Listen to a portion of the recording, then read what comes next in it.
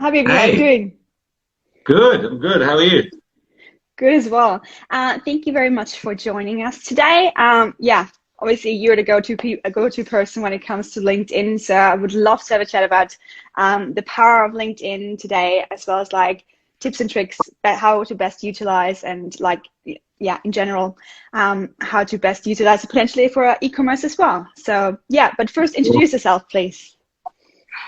Hello, everyone. I'm Nathaniel. I am known as the LinkedIn King Definitely. around these parts. I haven't done too many Instagram lives, so excited to be here.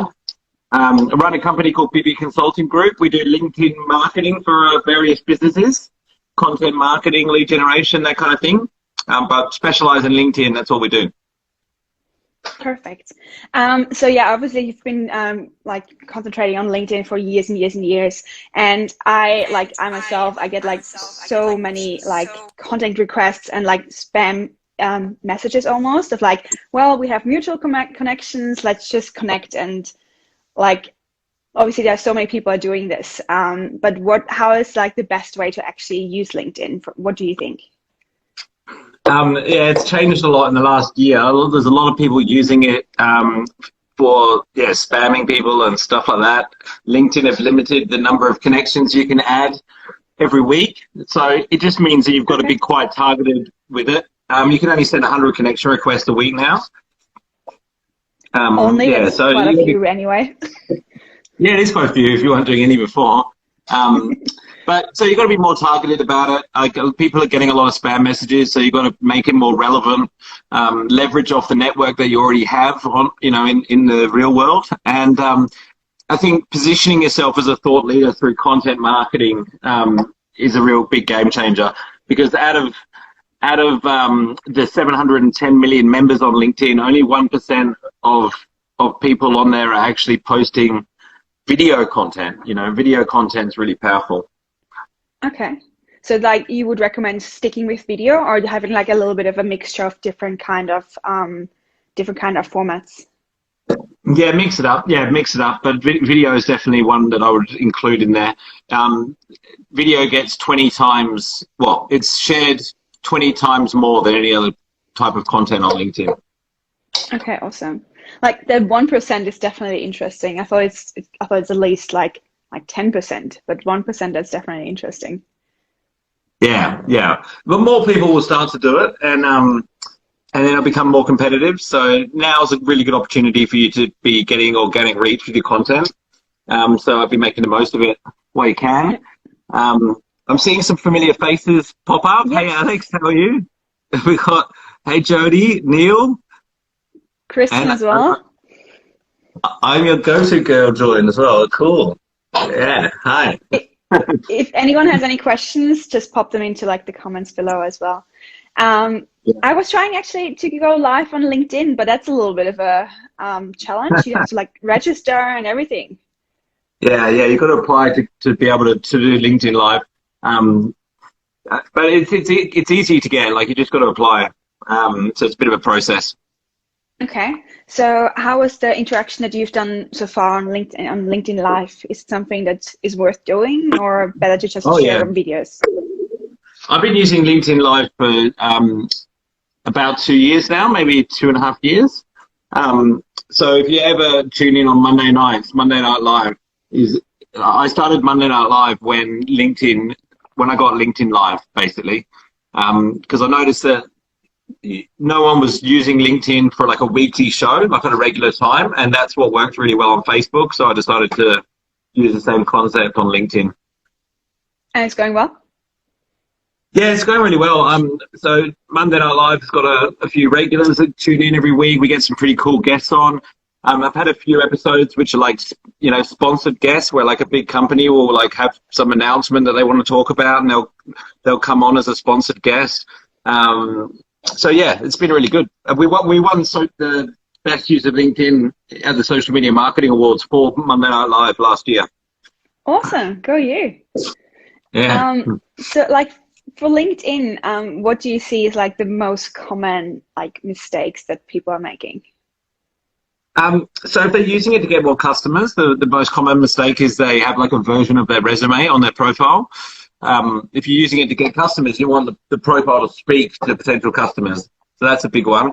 And then just like going into for the sale too quick, like assuming that everybody needs your service. It's just because somebody connects with you doesn't mean they want to buy your stuff, you know? So use it as a networking tool, not so much going straight for the sale. Use LinkedIn to create conversations, and then conversations will build relationships. But you can't expect to message people and spam them and expect people to buy your stuff. It doesn't work like that. Yeah. What I realized the last couple of months while using LinkedIn was like, I think the personal touch is more and more liked.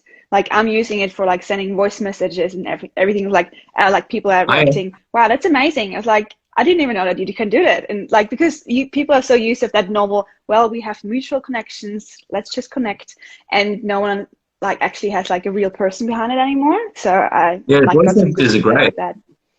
Yeah, I like the voice messages too because you can do them really quickly, and people will think they're very personalized. Yeah, they do really well. That's a good tip. Obviously I'm focusing more on e-commerce side of things. Do you feel like there's like a spot or on it on LinkedIn, or is it mostly like lead generation and things like that? Well, I think with any business, there's always going to be other businesses that you can collaborate with or work with. So with an e-commerce business, I would be thinking about like strategic partnerships, distribution channels, maybe affiliates and things like that. Like how can you connect with other business people to grow your business? Because it might not be, direct to consumer sales on LinkedIn. It depends on what the product is. But there's always opportunities to connect with other businesses. Like one of the ways that I've used LinkedIn to grow my business the most has been through finding partnerships, because I only offer LinkedIn marketing. It means I can collaborate with people that offer web development or people that offer business coaching or people that offer Facebook marketing because they're not competing with me. We can work together to help businesses. So if I can refer them clients, they can refer me clients. It becomes a very mutually beneficial arrangement. So when you reach out to a business with an opportunity like that for a mutually beneficial arrangement, you don't get that, like, is he trying to sell me something, pushback that you get when you go direct to consumer. So there's lots of opportunities to create relationships. It doesn't necessarily have to be direct to the end consumer. Yeah, absolutely. Also, like with my business, the way it grew, like at the very beginning, was through networking, through mutual connections, and also to like go like, as you mentioned before, industry related people like designers, developers, and so on. So very similar to what you just mentioned, and that definitely fast tracked my business. So highly recommend to go like that for everyone. Did we originally meet through LinkedIn? I think it might have been LinkedIn. We did. Yes. Yeah. There you go.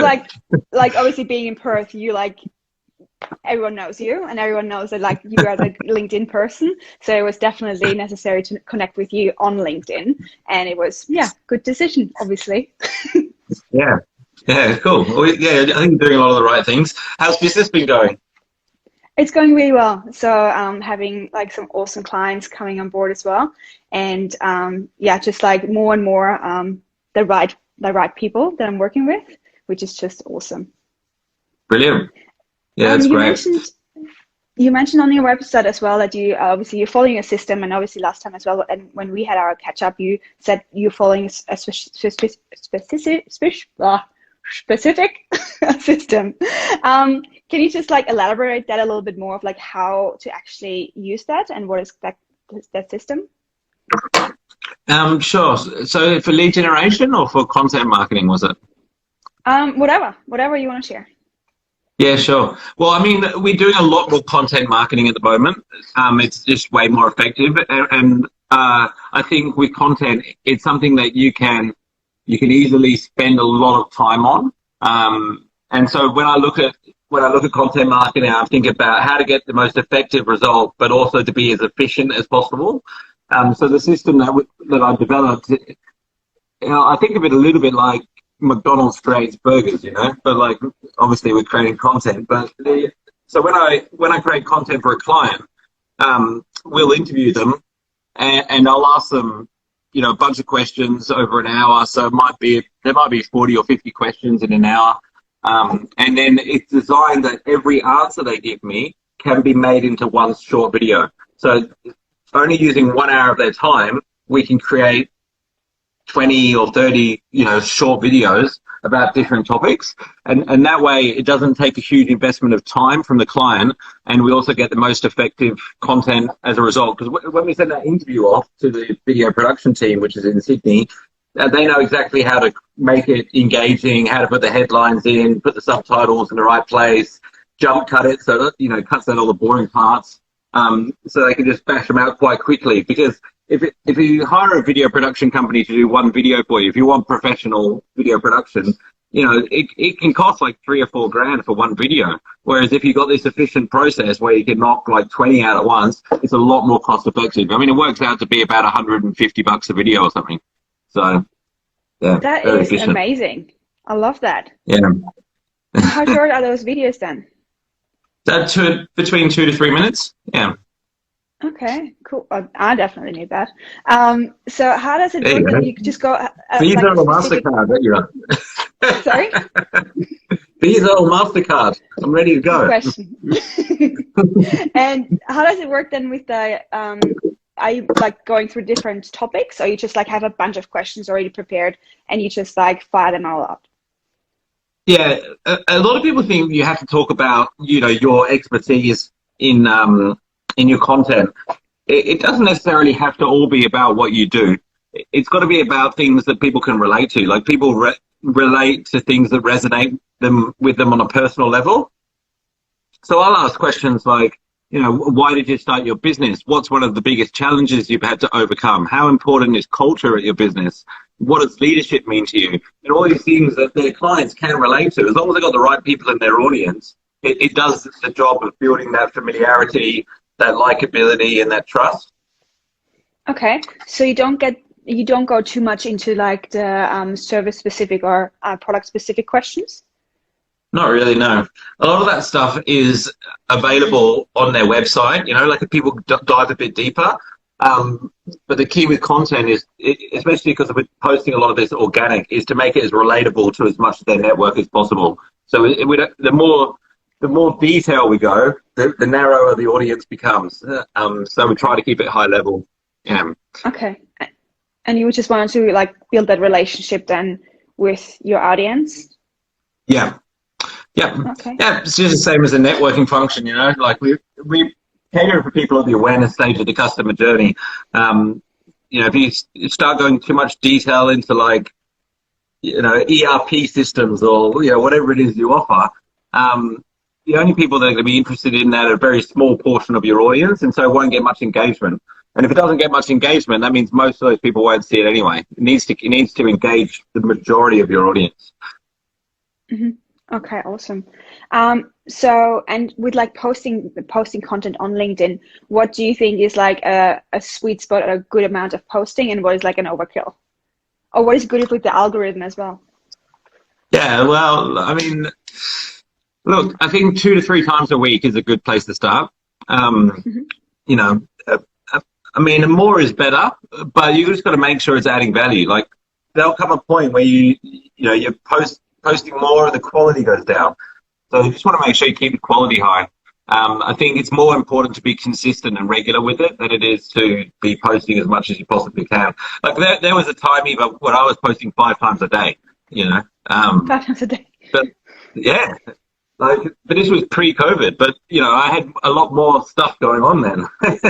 Yeah. Like these days, if I posted 5 times a day, I think the quality would go down a bit. Okay. And in terms of like the stories, because like I see there's the functionality obviously there, but I don't see anyone or like barely people using it. What is your take with that? Do you like get positive feedback with it, or like positive performance with it, or is it like not really utilized? Yeah, stories, like LinkedIn have got a little bit to go with it. Like, The main thing is, like, if you look up at the top left-hand corner of the phone, on Instagram, it's like the button on the top left-hand corner, which is, by the way, that's like the prime real estate for any app. It's to view stories on Instagram, whereas on LinkedIn, they made it to post stories. I think they got it the wrong way around. They need to get people to consume the content before people start creating content for stories. I just think that they've got it the wrong way around. But yeah, I mean, it'll get better. That's all I'm saying. Is like, it's not very good now, but it will get better. So just I'd keep an eye on it. Okay, cool. And with like the algorithm, what is currently the thing that actually works the best? Because obviously it also changes all the time. Is it like, are we still going with most likes, most shares, or like most comments, or what works right now? Engagement fast is important. It's just getting smarter though. So, it's not enough just to get likes and comments. LinkedIn's also looking at dwell time, like how long people spend on your posts. It looks at private messages, who you're private messaging, who, you interact with, with direct messages as well. So you just got to think about all these things. But yeah, it is important to get engagement fast. Like that, your content needs to get engagement. It's really important. So, I mean, a couple of tricks you can use is hashtags. You can tag people in your posts. That sort of stuff helps. But at the end of the day, you've got to have good quality content. Good quality content will get engagement, and yeah.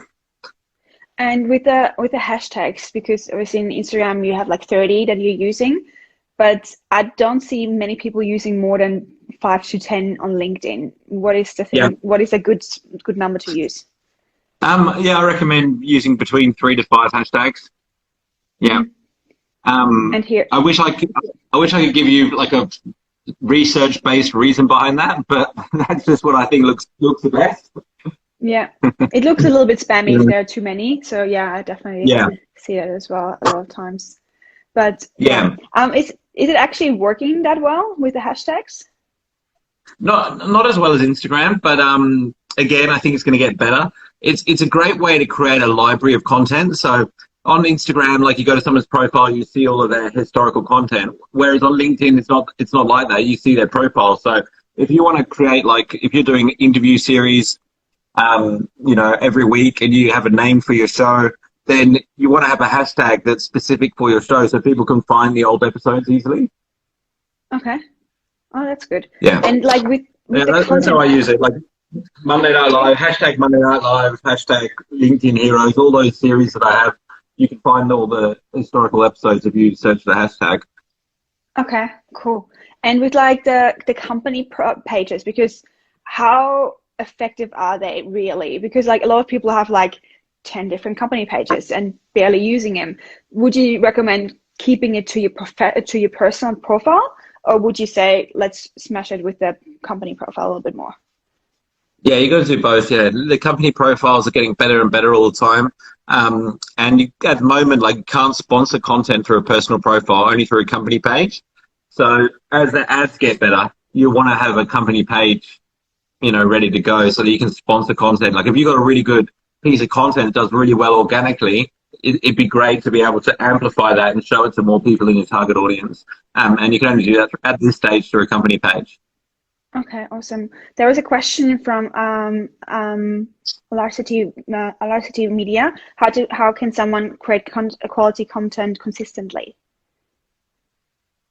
Well, this is the thing. Like, you got to learn from your audience. Like, you got to be posting and then looking at what they're interested in, and optimize for their audience. So, like, if you post 5 different pieces of content, there should be 1 or 2 that stand out more than the rest.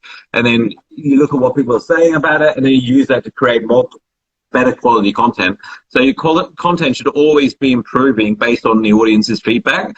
This is one of the advantages of batch creation and creating a lot of content at once, like I was explaining before. Because if you just wake up and you just post what you want to post that day, it's very hard to measure, like, what works and what doesn't. Because you're just kind of doing it on the whim, so it never really gets better. The way to optimize for the audience is to be quite organized with it, and then at the end of the month you look at what worked and what didn't, and then you improve the content. Like, you'll notice people like Gary Vaynerchuk, who have, like, done really well in social media, talk about things like he talks about things like parenting and caring what other people think. And like when he started out, he just talked about business, but the audience told him what they were interested in. He was constantly looking at the comments, and eventually his content evolved. And that's one of the reasons why it's been so successful. Okay. And would you then, when you start out with content marketing or like with just sharing content, would you then have like a very broad range of like topics so you know what works best, or how would you do it? Yeah. You just got to try a bunch of different stuff, because the stuff that does poorly, you just don't have to do that again. Then that's not going to work. There's two sides. There's two sides to social media marketing. You got to learn from like professionals and experts. Like listening to stuff like this is good, and then the other side of it, if it is, you got to listen to your audience, because we all got different audiences. What's going to work with my audience might not work with your audience. So you got to really listen to what they're saying as well. Yeah, absolutely. That's like with e-commerce companies as well. Often a problem where they think they know exactly the customer, but they don't take the time to actually interview or take testimonials or like go a little bit deeper to have the conversation with them. So I also highly recommend all the time of like actually post a question on Instagram, just or even just reach out to them directly, have an email marketing campaign in place where you ask specific questions to actually then go a little bit deeper. So that's definitely a good one. Absolutely.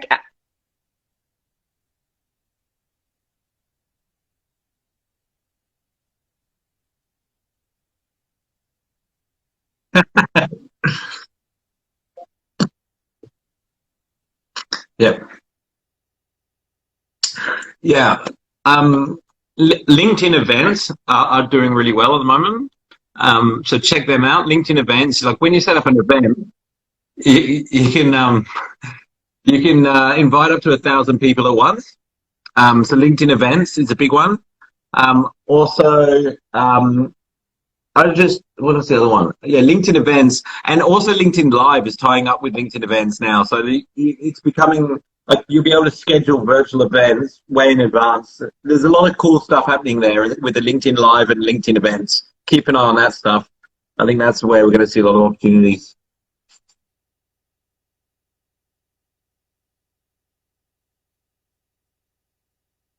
I feel like there's a delay. Sorry.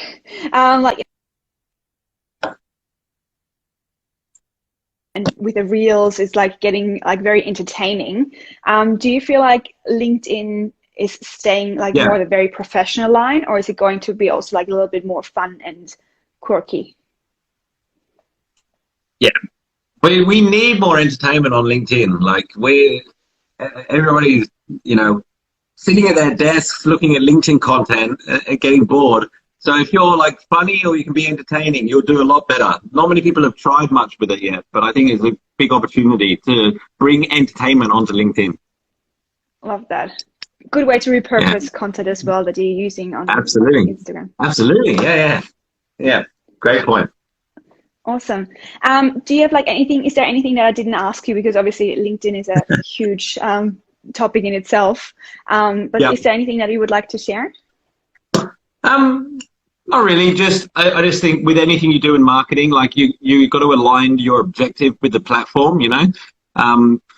LinkedIn wants to keep its users on the platform longer. So if you create content that adds value and keeps people engaged and doesn't take them off of LinkedIn, then in the long run, you'll always do well, no matter what algorithm updates there are. So always try and align your objective with the platform. Okay, cool. And how can people reach out to you, or how can people connect with you or the service that you offer? Sure. Follow me on Instagram, Nat Bibby. Check out my podcast, the Nathanial Bibby podcast. And of course, you can find me on LinkedIn. I'm also on YouTube. So come and say hi. When is your next live event? There's nothing scheduled at the moment, but I imagine there'll be something coming up in about 4 or 6 weeks or something. Awesome. Perfect. Thank you so much for taking the time, Nat. It was really great chatting with you. And I hope to see you soon again in Perth. No worries. Thanks for the opportunity. Thank you. Bye.